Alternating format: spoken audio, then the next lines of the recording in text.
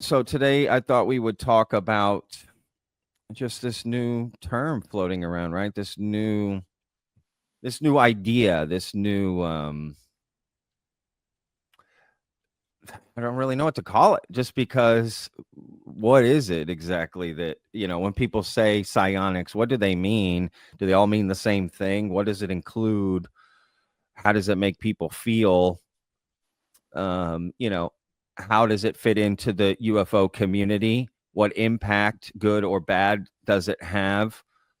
What impact will it have for the future, right? Moving forward, right? What is this now an essential part of the UFO community, or will it remain on the fringes, kind of like it always has? So yeah, I just thought we'd kind of dive in. But let me Yeah, just ask you, just good topic. straight, just raw question, right? Like, you hear the term psionics, like, how do you feel, or what does that make you think about, or Mhm.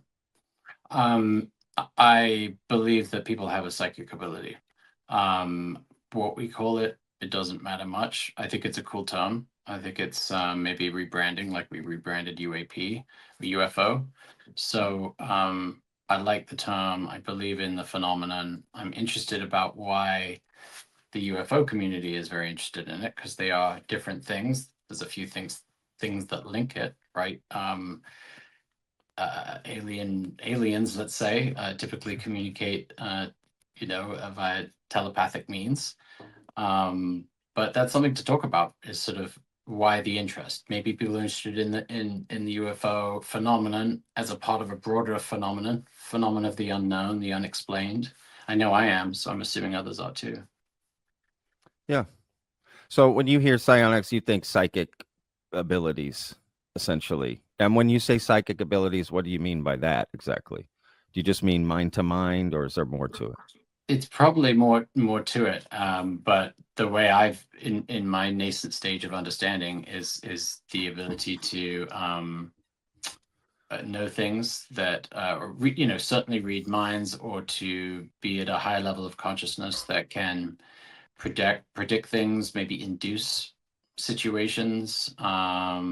It's just a higher plane of intuition that can look kind of magical, but I think there's something real to it. And I've actually felt that long before I had any encounter. I met with a psychic in 2009. I was, it's probably too much information here, but I was going through a tough relationship and potentially a divorce, and it ended up being a divorce, and the best thing for me and for my ex-wife.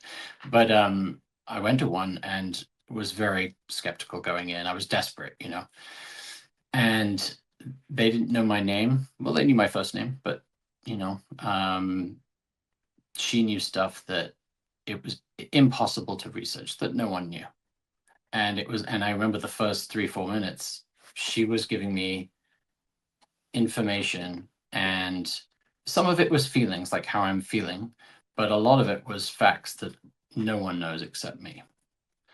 And that's when I believed it right away, because no magician, no one, I don't think there's any trick involved in that. And she's very well known. It was probably the most expensive hour of my life with a professional. But it was, I don't know, was it worth, did it help me in that? I think it made me be open to an outside force, that there's something maybe higher that's taking care of me, that maybe I don't have to worry so much. That I needed something maybe mystical or magical in my life at that time, and that's what it provided me, and confirmation that this shit's real. Yeah. Oh, wow. Yeah, that's interesting. You said something there that was quite interesting, which is, you asked, how did it help me? Right. And I think that's really a great question to ask. It's like, okay, let's say it's real. Well, how does it help? How does it help to go to someone who knows things about you you haven't told them? Right. How does that help your life? Right. If they're like, they reveal secrets about you that you don't know, it's like, okay, well, how does that help me, live my life? But you kind of explain, just knowing that there's some other force makes you think about your life differently. Therefore, boom, boom, boom, you start thinking about it differently, which is interesting. in Yeah, and I of think when itself. you're going through something traumatic, you have feelings of hopelessness and helplessness and a lot of fear and depression. And when you experience that, it is a spiritual experience and can create insight and even an awakening. So while it's not directly related to, it wasn't like this person said, you should do this and not do that. I was expecting that. Like, give me Yeah. advice. And I was almost going in like seeing a counselor who had some potential ability to see the future and inform the decisions I was going to make. But no, really what I came with it is almost I don't have to worry so much. There's something or someone that has a plan, and it ended up being true, not because of anything she said, but in the sense of that relationship was a stepping stone to another one, and that without that relationship I wouldn't have found the new one and my current wife. And it was the biggest anxiety reduction experience I've had, I'd say, in a Well, short that's an period of time. interesting way.